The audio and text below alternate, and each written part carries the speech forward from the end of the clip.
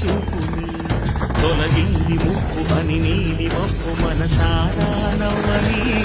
చిరుగల్లు ముప్పు మన ఊరినంత ముత్యాలే చల్లని